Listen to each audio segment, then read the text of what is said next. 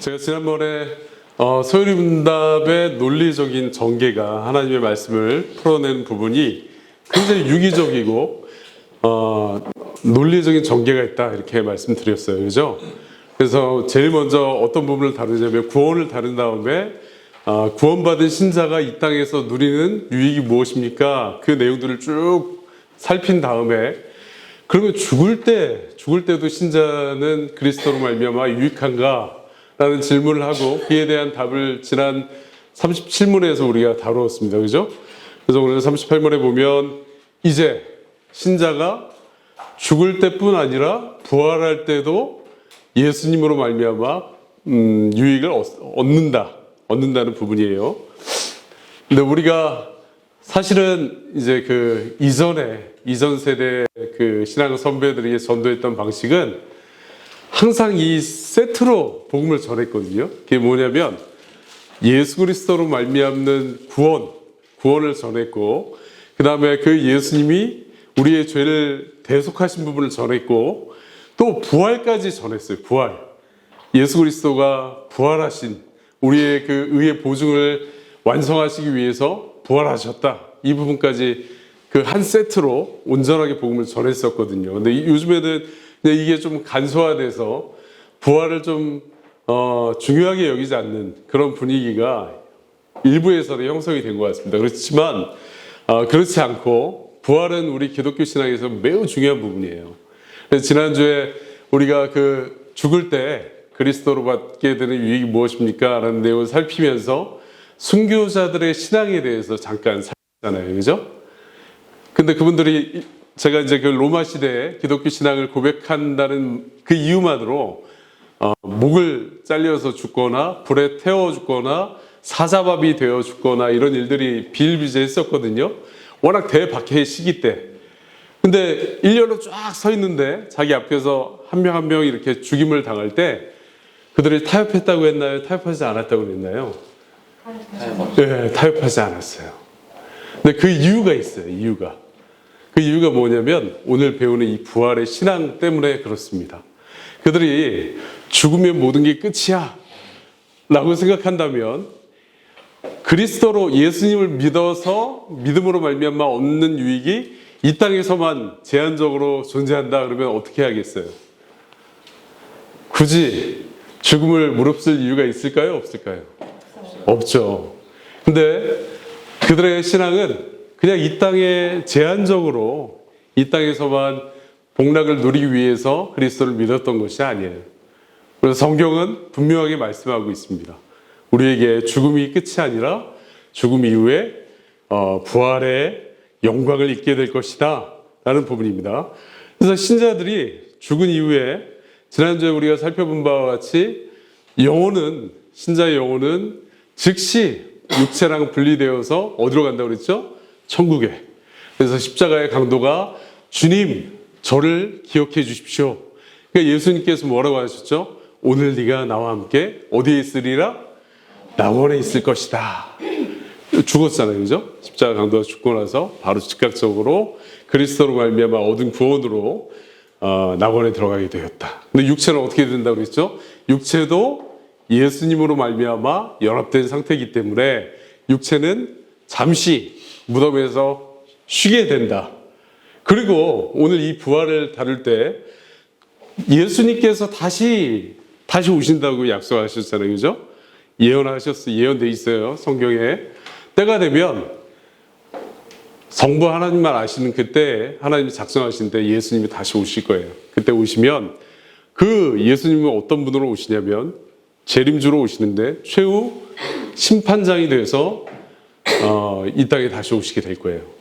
그러면 그때 어떤 일이 있냐면 이제 죽은 자들이 무덤에 있는 자들이 다 일어나서 그 영혼이 다시 육체와 결합되고 하나님의 그 공의로운 심판대 앞에 서게 되는 일들이 있을 거예요.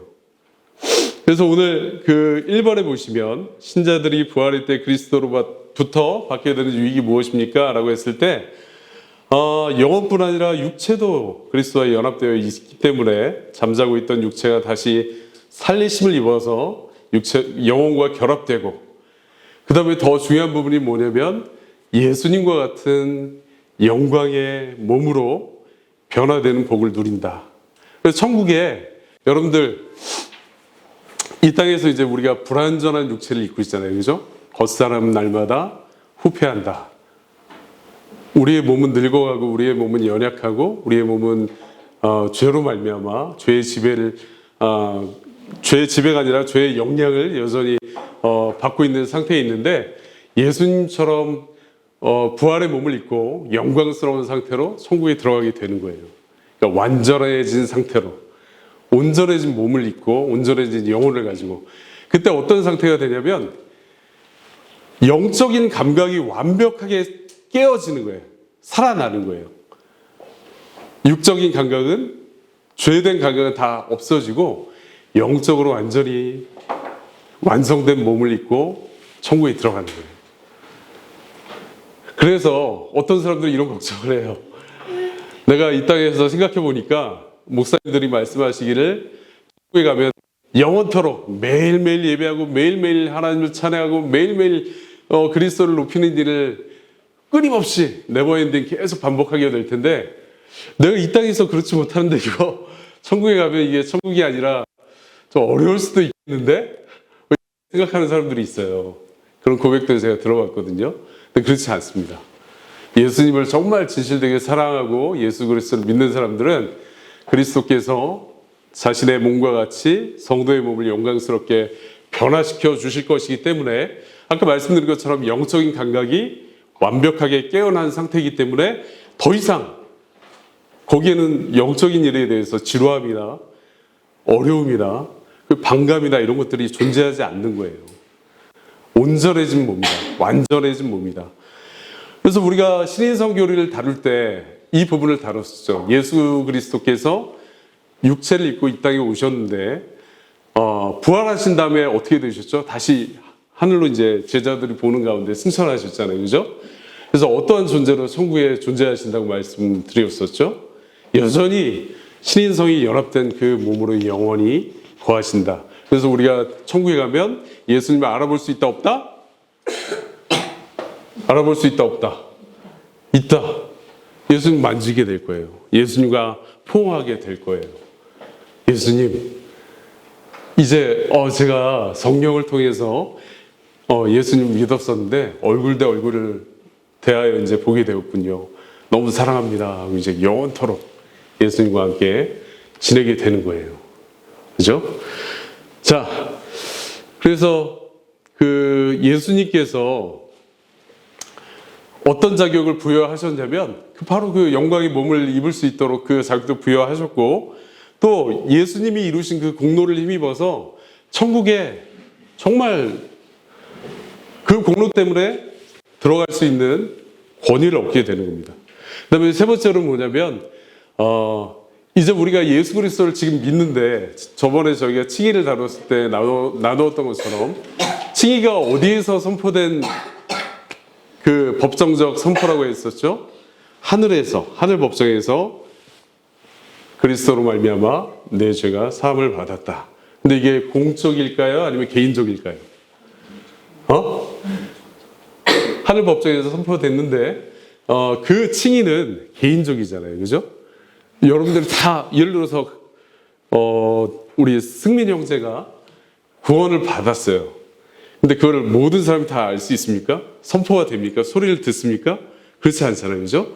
근데 부활 때에는 예수 그리스도께서 재판장으로 오셔서 공적으로 선포해 주시는 거예요. 확증해 주신다.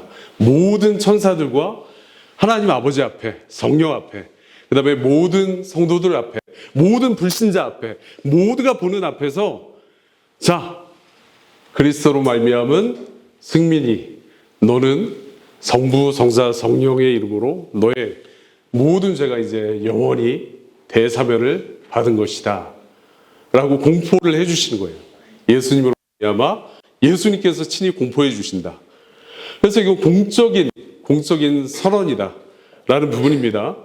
그래서 과거로부터 죽을 때까지 지었던 모든 죄가 공적으로 사함을 받는 거예요. 그 다음에 그 단지 죄를 사함 받을 뿐만 아니라 천국에 들어가기 전에 어떻게 된다고 그랬죠? 영광스러운 몸을 입혀주신다고 그랬잖아요. 그죠? 그래서 죄를 짓고 싶어도 뭐 짓고 싶은 마음도 없겠지만 지을 수 없는 상태로 들어가게 된다. 그래서 그 영원이에요, 영원. 영원히 지난번에 얘기한 것처럼 천국은 영원하다. 지옥도 영원하다. 근데 그 영원은 단지 시간이 계속 끊이지 않고 지속되는 게 아니라 시간적인 개념이 아니라고 했어요. 영원은 영원이에요. 우리가 경험해보지 못해서 알지 못하지만 성경은 분명히 말씀하고 있습니다. 근데 왜 영원히 하나님과 교제할 수 있을까요? 자유롭게. 죄가 전혀 없는 상태이기 때문에. 아담이 에덴 동산에서 하나님을 날마다 대면했거든요.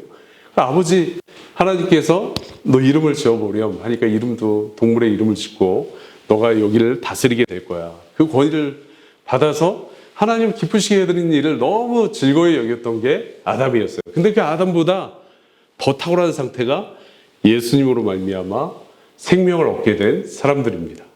그 사람들은 실패의 가능성이 없어요. 이미 보증됐어요, 여러분들. 그리스도 안에 있다면 이미 보증이 됐고 그걸 부활의 때 그리스도께서 공적으로 확증해 주시는 거예요. 자, 성도 김희연, 너는 그리스도로 말미암아 영원히 너의 죄를 대사면 받고 영광스러운 천국에서 삼위 하나님을 찬양하게 될 거야. 기쁘게 여기렴. 이렇게 선포를 해주신 겁니다. 자, 두 번째로 신자들이 그러면 천국에 들어가서 어떤 복을 누리게 될까요? 첫 번째는 아까 말씀드린 것처럼 영원한 삶을 얻게 됩니다. 자, 두 번째는 그리스도와 같이 변화된 영광스러운 몸을 입는다고 그랬어요. 썩지도 않고 늙지도 않고 변화되지 않는 몸을 가지게 될 거예요. 그 다음에 여기서 또 중요한 게 뭐냐면 우리가 소요리 문답 제1문을 배웠잖아요. 그죠? 1문이 뭡니까? 제1문. 사람의 제일 되는 목적은 무엇입니까? 답이 뭐죠? 하나님을 영화롭게 하고 그분을 영원토록 즐거워하는 것입니다. 그게 이 땅에서 불완전하잖아요. 그죠? 죄의 영향 때문에 여전히 불완전하잖아요. 여러분들 하루 온종일 하나님을 즐거워하고 계십니까? 환난 중에도? 기쁠 때도? 사람들이 착각하는 게 있어요. 기쁠 때도 하나님 찾기 어렵습니다. 환난할 때보다 기쁠 때 더 찾기 어려워요. 제가 그걸 수없이 많이 봐왔어요. 감사할 대상이 마땅히 계심에도 불구하고 찾지 않아요. 근데 어려울 때는 정말 내가 뭐라도 붙잡고 싶은 마음이 있기 때문에 하나님을 찾는 경우가 있거든요. 그렇지만 이 천국에 들어가면 이 소요리 문답 1문이 이 뜻이었구만. 이거였어. 알게 될 거예요. 여러분 몸으로 체험하게 될 겁니다. 이제 하나님을 영화롭게 하고 하나님을 영원토록 즐거워한다는 말이 무엇인지 여러분의 삶에 그 일이 계속 반복될 것이기 때문에 완전히 깊이 깨닫게 될 거예요. 그게 너무 즐거울 거예요. 그리고 영원토록 즐겁게 될 거예요. 그것만 해도 나는 너무 기쁘다. 하나님을 영화롭게 하는 일. 그 다음에 또 한 가지 놀라운 특권이 뭐냐면 삼위 하나님을 여러분들이 이제 온전하게 알게 될 거예요. 대요리 문답 90문에는 뭐라고 되어 있냐면 제가 읽어보겠습니다. 그러나 특히 성부 하나님과 우리 주 예수 그리스도와 성령 하나님을 영원토록 직접 보고 즐거워하는 가운데 일부만 제가 이제 요약한 건데 이런 죄 없는 상태에서 하나님을 직접 대면해서 보게 될 것입니다. 그리고 여러분들이 사랑하는 성도들 지금 옆에 있는 성도들 있죠? 어떤 가수는 이렇게 얘기하더라고요. 복음 전도의 목적은 하나밖에 없습니다. 내가 사랑하는 사람들을 영원토록 보고자 하기 위해서 나는 복음을 전합니다. 라고 얘기했어요. 맞는 말이잖아요. 그죠? 정말 여러분들이 사랑하는 사람이 이 땅에서 뿐만 아니라 영원토록 보기 원한다면 복음을 전해주는 거예요. 제일 가치 있는 거. 돈이 아니라, 명예가 아니라, 권력이 아니라 복음입니다. 이 땅을 뛰어넘는 우리 담임 목사님이 늘 강조하신 것처럼 스키마라고 하잖아요. 그죠? 이 땅에 있는 것들은 다 지나간다. 다 지나가잖아요. 끝나잖아요. 우리 가져갈 수 없잖아요. 근데 그리스도 안에 있으면 그 소망 가운데 더 큰 것들을 누릴 수 있고 그 소망이 우리를 믿음 가운데 믿음을 통해서 계속적으로 인도하게 될 거예요. 그래서 견인의 믿음이 성도들에게는 존재하는 것입니다. 그러면 마지막으로 부활의 소망, 정말 선교자들, 신앙의 선배들이 가졌던 그 부활의 소망을 어떻게 가질 수 있어요? 그게 정말 확실한지 어떻게 알 수 있습니까? 믿음으로 우리가 가질 수 있는데, 여러분, 성경이 예전에 아주 오래전에 쓰여졌기 때문에 번역하는 과정에서 어려운 말들이 아직도 남아있는 것들이 있어요. 미쁘다, 미쁘다. 디모데전서 1장에 미쁘다, 모든 사람들이 들을 만한 이 말이요. 자, 요한일서 1장 9절에 만약 우리가 우리의 죄를 자백하면 저는 미쁘시고 의로우사 우리의 죄를 사하실 것이요. 미쁘다라는 말이 무슨 말일까요? 미쁘다라는 말은 사전적인 의미로 신뢰할 만하다, 믿을 만하다, 그 뜻이거든요. 그래서 사도 바울이, 사도가 그 말을 선포할 때 뭐라고 하는 거냐면, 야, 너희가 마땅히 믿을 만한 내용이야. 이걸 들어보십시오. 이 복음은 마땅히 이 땅에 있는 사람들처럼 가변적이고 늘 변화되어서 오늘 한 말도 내일 지키지 못하는 그런 내용이 아니야. 이 복음은 신실하신 하나님께 속해져 있는 중요한 메시지야. 그렇기 때문에 믿을 만해, 신뢰할 만하다. 또 더 정확한 번역을 한다면 확실하다라는 부분입니다. 그래서 우리 신앙 선배들이 죽음이나 공고나 환난에 두려워하지 않았던 이유, 그 앞에서도 찬양하면서 그리스도를 고백하는 것을 주저하지 않았던 이유는 부활의 때가 있을 것을, 죽음 이후에 그리스도와 연합되어 영원히 거하는 상급이 있을 것을 믿었기 때문입니다. 신뢰했기 때문에. 그게 확실하다라는 사실을 누가 말씀해 주셨어요? 하나님께서, 성경을 통해서 불변하시는 신실하신 하나님께서 보증으로 주신 거예요. 그래서 우리는 이 말씀을 통해서 거듭나고, 이 말씀을 통해서 그러한 확신 가운데 성장해 나가는 것입니다. 네, 기도하겠습니다.